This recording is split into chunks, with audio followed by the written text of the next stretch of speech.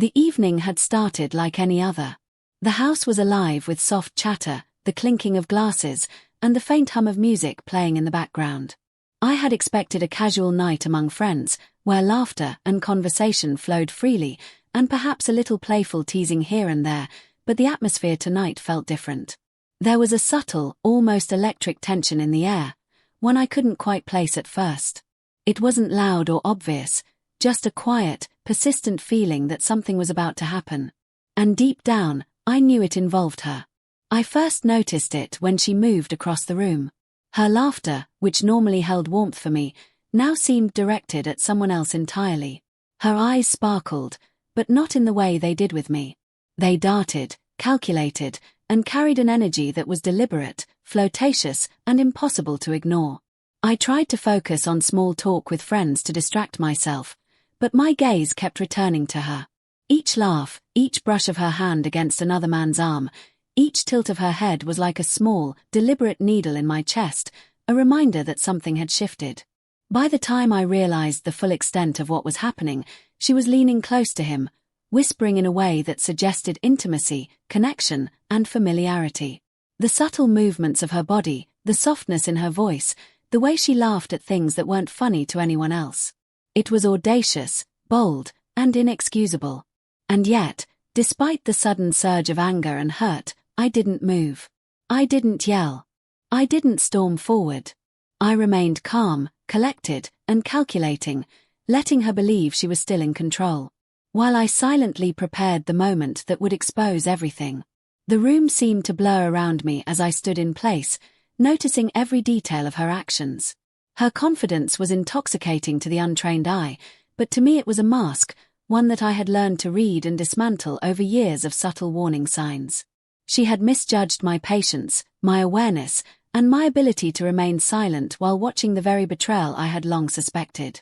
Each second stretched, the music and laughter fading into the background as my mind focused entirely on her, on the line she was about to cross, and on the perfect timing required to make her pay for her audacity. And then it happened. She crossed that line. Leaning even closer, she whispered something in a tone meant only for him, something light, playful, intimate. His laughter followed, a soft, approving chuckle that sent a surge of disbelief through me. She had gone too far this time, and I finally made my move. Slowly, deliberately, I stood, letting my presence become undeniable. The room seemed to hold its breath, noticing the shift, sensing that the dynamic between us had changed in an instant. Her smile faltered the moment our eyes met.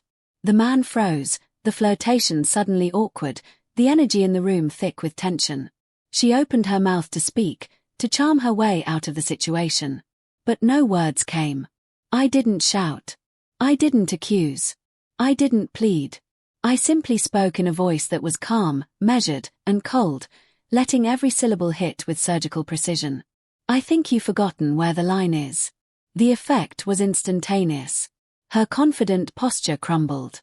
Her laugh vanished, and panic overtook the careful control she had maintained. Friends and acquaintances around us began to notice the tension, whispers spreading as they realized something significant had just occurred. The man who had been enjoying her flirtations now looked uneasy, sensing that the game he had been participating in had suddenly spiraled beyond his control. She realized with horror that she had underestimated me entirely. I remained calm, letting her panic and exposure do the work for me. Every attempt she made to recover her composure only revealed more of her arrogance and deceit. The room watched silently, stunned, as the confident, playful woman who had been the center of attention was now visibly crumbling, stripped of the facade she had relied upon for so long. Every second of her unraveling felt like hours, and the suspense was palpable to everyone present.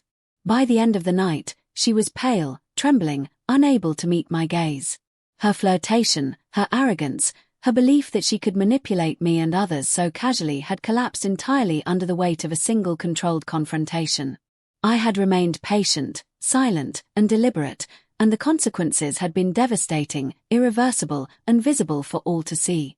Friends whispered in shocked tones, some staring openly, others exchanging glances of disbelief.